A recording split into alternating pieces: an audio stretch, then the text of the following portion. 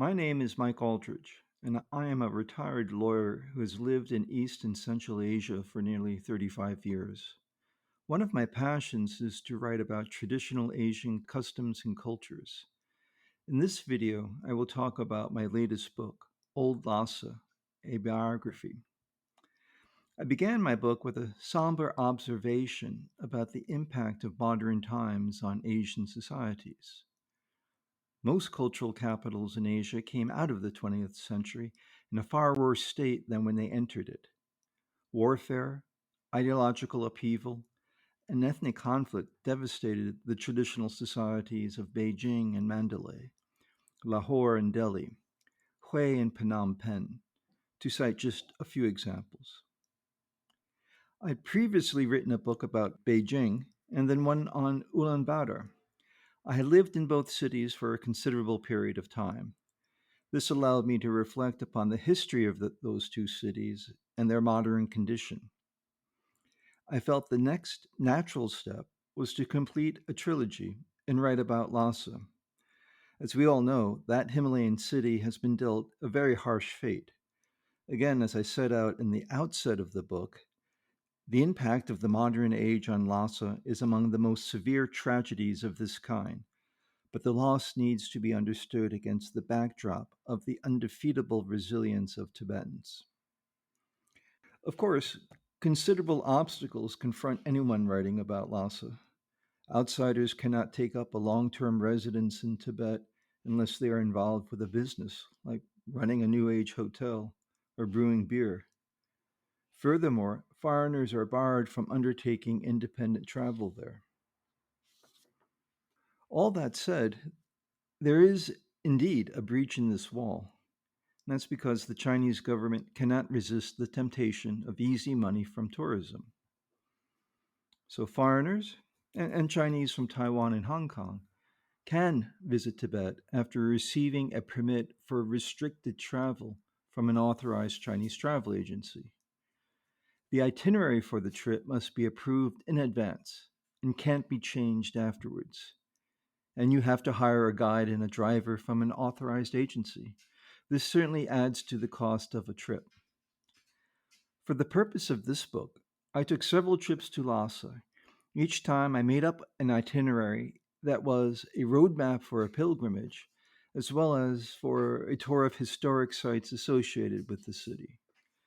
I hired a Tibetan guide and with him planned things carefully so that we visited places that deeply resonate with Lhasa's history. In this way, I was able to avoid an anodyne tour. For instance, I managed to get to the fabled Europa Valley and its cave temples outside Lhasa. The Europa Valley cave temples are sites where Indian yogis took up residence in the 6th century. Nearly every acclaimed person in the history of Tibetan Buddhism has visited the valley. It was even possible to go to my guide's hometown in the countryside to meet and enjoy a meal with his family. Later, we visited the shrine for the Sadag, or the earth deities, that was set out in his family's barley fields. On one trip, I arrived in time for Shoton, the so called yogurt festival, which actually is a harvest festival. One of the festival's key events is to attend performances of Ache Lamo, or Tibetan opera. These are performances of operas that were composed by a famous yogi in the 15th century. The performances take place at the Norbulinka, the summer palace of the Dalai Lama since the 18th century. His Holiness, the 14th Dalai Lama, writes attending these performances are his favorite memories of his childhood. During the festival, he was able to watch his people joyfully reliving time honored legends with their families. My guide even managed to take me to some unrestored historic sites, like this one, the Shurde Dratsong, the treasury of a famous abbot regent. We explored scenes that are far removed from the surface of standard itineraries. Here we joined the worshippers at the Jokhang Temple. These excursions were in addition to visits to magnificent and famous places found in most itineraries, such as the Potala Palace. or the Drepung Monastery, here for viewing the unveiling of the splendid tanka of the Shakyamuni Buddha, or Sera Monastery, in this case attending the afternoon debates by young monks in this famous courtyard, a centuries old tradition. This same courtyard was a site much beloved by the Japanese Zen monk Ikai Kawaguchi. Kawaguchi managed to sneak into Lhasa in the first decade of the 20th century. Later, he wrote a memoir of his experiences as a monk at Sera Monastery. I also visited Gandan Monastery, some 30 miles from Lhasa. This monastery is one of the foremost seats of monastic learning established by the great philosopher monk Tsongkhapa in 1409. In 1959, the PLA nearly completely destroyed it, but as you can see here, Tibetans have completed the arduous process of restoring it. Of course, it would have been better if I could stay in Lhasa for 6 months. I could have built up familiarity through a long term residence, which is, of course, how I came to write about Beijing and Ulaanbaatar. But that is not possible. So I had to acquire a library on all sorts of topics related to Lhasa and Tibet. Before each trip, I completed the research. In the bibliography of Old Lhasa, you can see some of the sources I consulted. Once in Lhasa, there was a surprise. Turns out that outsiders are able to roam about in the city without their minders beyond normal touring hours. As I describe in the book, to illustrate this, I once left my hotel around 5:30 to take an early morning stroll through the Tibetan Quarter. I zigged and zagged my way to the Barkor. Hundreds of pilgrims were completing the circuit as large bottle shaped censers emitted massive clouds of burning juniper incense, scenting the air with its perfume. I joined the petitioners and circled the Jokhang to its northern end. Pilgrims lifted up their right hand in a gesture of approval. One wizened woman, cackling merrily, came up to me, rubbed my shoulder in affection, then stuck out her tongue, an arcane gesture to show respect. I replied in kind, hopefully making the old lady's day and giving her something to tell her family over dinner. I followed the pilgrims to the Meru Ningpa Monastery, a mixed temple residential courtyard that dates back to the 7th century. I stumbled up the stairs to the main temple. A monk sounding a drum by the right side of the entrance greeted me with a huge smile and beckoned me in. As before, none of the Tibetans batted an eyelid about someone so visibly non Tibetan joining their devotions.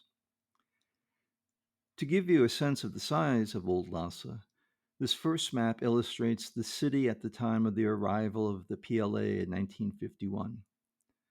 This is the area bounded by the Lingkhor, a route of sacred circumambulation of some 5 miles in length. 70 years ago, most of these open spaces were parks, farmlands, and wetlands. Now these places look sadly not one jot different from Shenzhen. Scaling down the scope for the next map, this is what I call the Tibetan Quarter in the book. This was the main part of the city of Lhasa. And within the Tibetan Quarter, the Barkor is the 1 kilometer long sacred path surrounding the Jokhang. This is the heart of Old Lhasa. So, with research completed, itineraries carefully planned, and an unexpected latitude to explore, I recorded my impressions of the city. I should admit that I do not claim to be a scholar, and my book is not really a scholarly one. The two main props of scholars are often doubt and skepticism. I understand those viewpoints are necessary in academia, but they also keep an outsider away from a compassionate understanding about how insiders see their lives in history. For example, this slide illustrates the story of Lhasa as part of the mission of the Bodhisattva Chenrezig. Chenrezig vowed to bring Buddhism to Tibet to save sentient beings there from suffering. The story begins with the Bodhisattva casting an emanation of himself into a monkey. the progenitor of the Tibetan people. The vow to bring Buddhism to Tibet is the theme that the present Dalai Lama uses to describe the evolution of Tibetan history. It is the theme that I chose for the broad framework for my narrative. So, in my biography of Lhasa, I relate the story of King Tsongsingampo and his wives Belza and Gyalza. These three created the Jokhang Temple to be the anchor of Tibetan Buddhism in the year 640. I introduced the beloved yogi, Guru Rinpoche, who quelled angry local spirits. This yogi helped the Tibetan king establish the first monastery in Tibet at Samye. I introduced the scholasticism of Atisha and the meditational joy of Milarepa. These two Buddhists lived during a golden age of Tibetan thought in the 10th century. I traced the life of the philosopher monk Tsongkhapa, the man of the Onion Valley, and the three monastic seats that he founded in Lhasa. I celebrate the Great Fifth, a consummate polymath who cemented Lhasa as the preeminent city of the Himalayas. I tell the story of the tragic life of the poet and reluctant hierarch, the sixth Dalai Lama. Coming to the modern age, I recount how the great 13th tried to turn Tibet into a modernized state. Next, I present the history of the current Dalai Lama as part of a series of cascading events as Chenrezig pursued his mission for Tibet and for the world at large. Lhasans are the key, of course. Let us set aside for a moment Lhasa sites and its moving history. Tibetans are unquestionably the most compelling reason for a trip to Lhasa or a book about that city. Travel writers have long observed that the most memorable aspect of travel is the people you meet along the way. In writing about Lhasa, I was able to connect, albeit briefly, with the endearingly and heartbreakingly invincible. I weaved a story that connects those living today in Lhasa with those who lived there long ago. I can think of no better way to close this brief talk than by quoting the American journalist Alex Shamantoff. You wouldn't have guessed it from the high spirits of the Tibetans what they have been through, or that they're living in a very ugly police state. When Tibetans smile, their eyes widen, the skin draws back, and their whole face expands and lights up like a bulb. Contentment and untroubled clarity radiate from their features, maybe because of their practice of a system for overcoming the suffering of existence that the Hindu prince Siddhartha worked out 2,500 years ago. Indeed, Tibetans will overcome the current dark cycle, just as they have overcome other bleak phases in history. Like an offering of yak butter, it is for the light of this lamp that I've dared to write this book. With many thanks to these gentlemen for their photographs and illustrations. Old Lhasa Biography is available from online booksellers such as Amazon and Barnes & Noble, in addition to the Camphor Press website.